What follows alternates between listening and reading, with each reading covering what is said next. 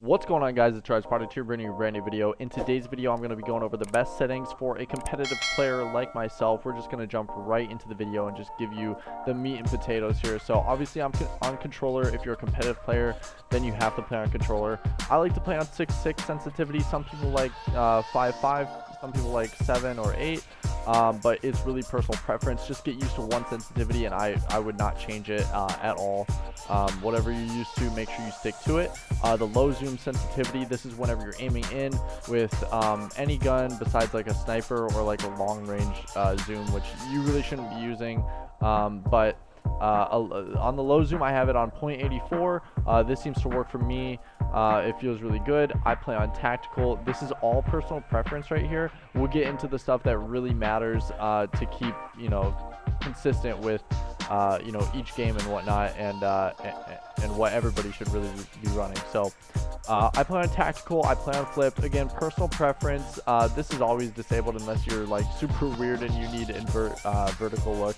But this is where it really matters, right? The aim response curve type. I'm gonna put something on the screen that shows what standard, linear, and dynamic does. Standard, basically, as you're moving your stick a little bit, around left or right, it's going to increase the speed. Linear is going to go exactly with your stick. So if you move it a little bit to the right, your character in game will also move a little bit to the right, and the further you move it, the faster he'll go. It seems kind of similar to standard, but it's not. Like I said, I'll have those dialogues on screen, not dialogues but pictures. Dynamic is a little bit different. This is the one that I play on because I'm a sub player. If you're an AR player, you might want to play on standard, but as a sub player, I play on dynamic, and you're gonna see the picture on the screen.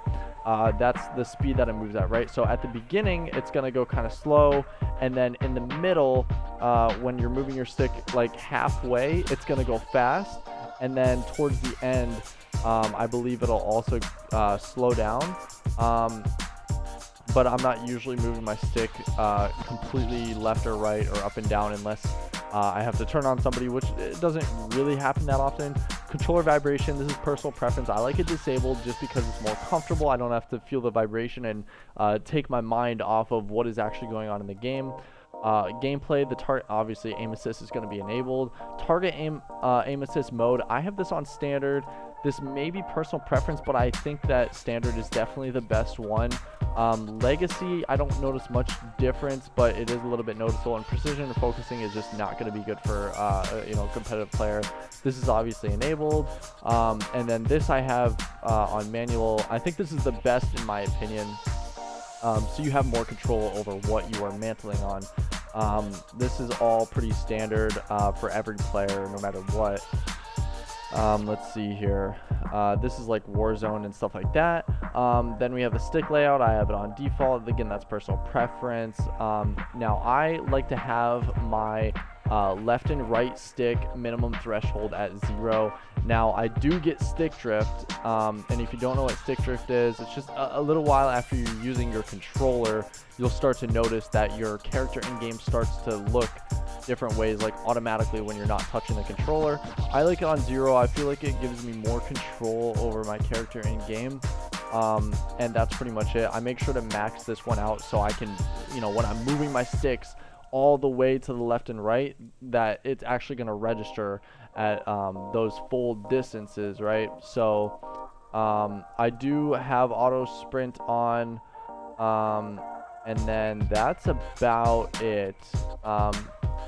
So yeah, those are the controller settings. I'm trying to see if there's any other settings that I have to go over. Slide behavior is definitely going to be on tap. This is pretty standard for everybody, and that is actually going to be it. So that's it for the video, guys. If you like the video, leave a like, comment, and subscribe, and I will see you guys next time.